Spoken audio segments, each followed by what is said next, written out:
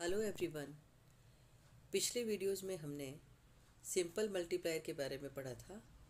उनमें आपने विनियोग गुणक और सरकारी व्यय गुणक के बारे में पढ़ा। आज के इस वीडियो में हम पहले सुपर मल्टीप्लायर के बारे में पढ़ेंगे और उसके बाद में हम बैलेंस्ड बजट मल्टीप्लायर के बारे में अध्ययन करेंगे। लीजिए, सबसे पहले पढ़ते हैं सुपर मल्टीप्लायर या कॉम्प्लेक्स मल्टीप्लायर। इसे हिंदी में क्लिष्ट या जटिल गुणक भी कहा जाता है। यदि विनियोग स्वायत्त विनियोग के साथ साथ प्रेरित भी हों तो ऐसी स्थिति में स्वायत्त विनियोग में 1 रुपये की वृद्धि होने से राष्ट्रीय आय में जो वृद्धि होती है उसे क्लिष्ट गुणक कहते हैं। प्रेरित विनियोग राष्ट्रीय आय पर निर्भर करता है। जैसा कि पिछले वीडियोज़ में भी आपको मैं बता चुकी हूँ कि there are 2 type of investment, autonomous investment and induced investment. Autonomous investment यानी स्वायत्त विनियोग वह विनियोग होता है जिस पर आय के स्तर का कोई प्रभाव नहीं पड़ता है, जबकि प्रेरित विनियोग वह विनियोग है जो आय से प्रेरित और प्रभावित होता है। So I is equal to I A plus E Y. इसमें आई ए ऑटोनोमस इन्वेस्टमेंट को बताता है और ई वाई इंड्यूस्ड इन्वेस्टमेंट को बताता है। y is equal to C plus I, जहाँ c is equal to A plus B Y होता है, जो कि आप पिछले वीडियोज़ में भी पढ़ चुके हैं। And i is equal to I A plus E Y. अब हम c और i का मान समीकरण में रखते हैं तो y बराबर a plus B Y plus I A plus E Y. B Y को हम बराबर से पहले ले जाते हैं, बाहर ले जाते हैं, और ई वाई को बाहर ले लेते हैं तो y minus B Y minus E Y is equal to A plus I A. यहाँ y कॉमन आ जाता है और ब्रैकेट में 1 माइनस बी माइनस ई बच जाता है। Then y bracket 1 minus B minus E is equal to A plus I A. Then y is equal to 1 upon 1 minus B minus E and multiplied a minus I a. dy by dia is equal to 1 upon 1 minus b minus a. This is the value of super multiplier. ये जटिल गुणक का मान हम इस सूत्र की सहायता से निकालते हैं। dy by dia is equal to, इसे हम इस तरह भी लिख सकते हैं 1 upon 1 minus b MPC है और e MP I है, या इसे हम इस तरह भी लिख सकते हैं कि 1 upon M P S minus M P I, क्योंकि 1 minus M P C is equal to M P S होता है। तो इस तरह 1 upon 1 minus B minus E, इस सूत्र से जब गुणक का मान निकाला जाता है तो वह मान सरल गुणक के मान की अपेक्षा अधिक प्राप्त होता है। So value of super multiplier is greater than the value of simple multiplier.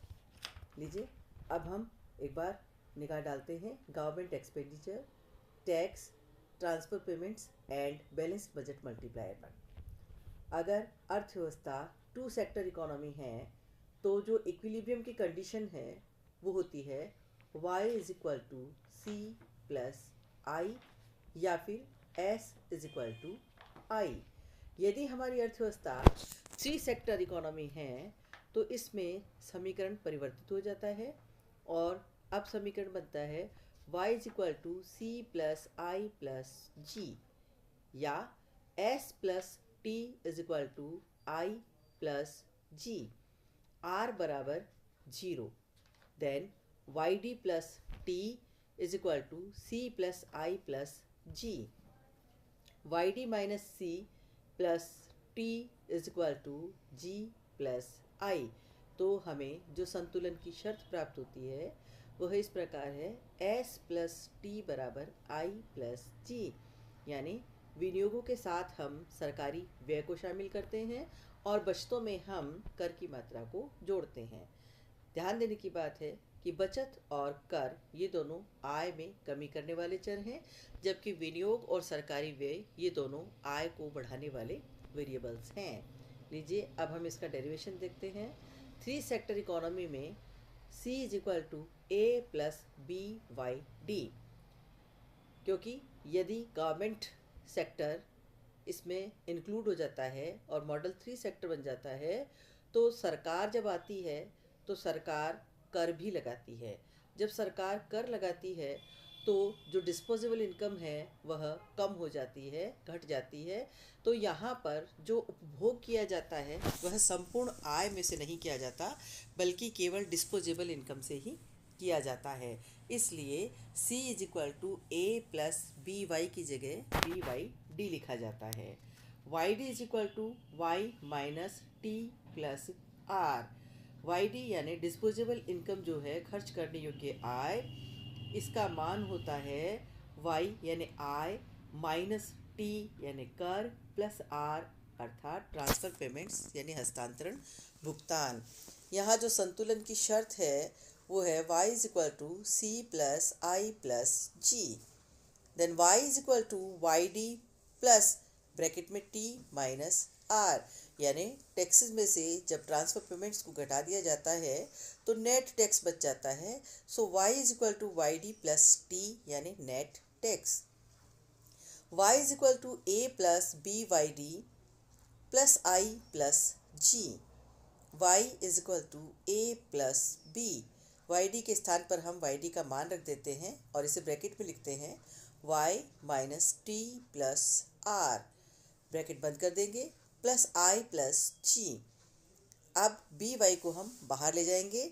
y is equal to, पहले हम समीकरण को खोलते हैं, y is equal to A plus B Y minus B T plus B R plus I plus G, यानी bracket से बाहर जो b लिखा है उसे हम ब्रैकेट के अंदर के वेरिएबल से मल्टीप्लाई कर देंगे।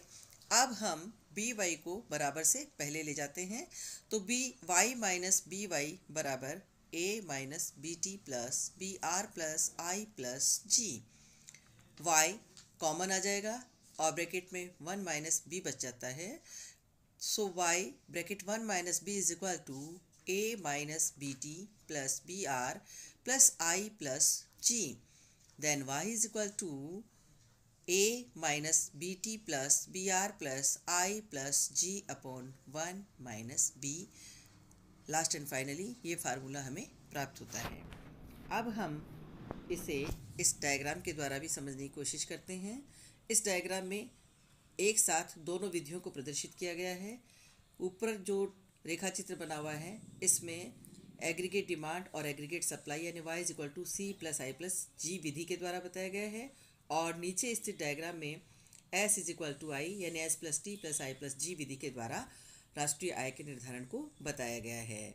इस उपरोक्त डायग्राम में आपको एक 45 डिग्री की रेखा दिखाई दे रही है। ये y is equal to C plus I plus G है जो कि एग्रीगेट सप्लाई को बता रही है, और जो नीचे स्थित सी रेखा आपको दिखाई दे रही है वह y is equal to C plus I plus G को बताती है, और y is equal to C plus I plus G ये रेखा 45 डिग्री की रेखा को जहाँ काटती है वहाँ पर y1 राष्ट्रीय आय का निर्धारण होता है। नीचे स्थित इस रेखा चित्र में आपको s प्लस टी दो रेखाएं दिखाई दे रही हैं कि पहले बचत और कर की मात्रा कम थी, लेकिन जब बचत की मात्रा बढ़ जाती है तो यह दाहिनी ओर को शिफ्ट हो जाता है, बाईं ओर को शिफ्ट हो जाता है, और ऐसा होने पर राष्ट्रीय आय में कमी हो जाती है। लेकिन आई प्लस जी जो है ये राष्ट्रीय आय में वृद्धि करता है। अंततः आप देखेंगे कि एस प्लस टी और आई प्लस जी ये दोनों रेखाएं जहाँ एक दूसरे को काटती हैं वहाँ पर OY1 राष्ट्रीय आय निर्धारित होती है। कहने का अभिप्राय ये है कि चाहे बचत विनियोग विधि के द्वारा, चाहे समग्र मांग और समग्र पूर्ति विधि के द्वारा राष्ट्रीय आय की गणना की जाए, राष्ट्रीय आय का मान हमेशा एक दूसरे के बराबर ही प्राप्त होगा। लीजिए अब हम 4 प्रकार के मल्टीप्लायर के फार्मूलाज पे ध्यान देते हैं। सबसे पहले आप देखेंगे investment multiplier. This is simple multiplier. dy by D I is equal to 1 upon 1 minus B, ये सरल निवेश गुणक है।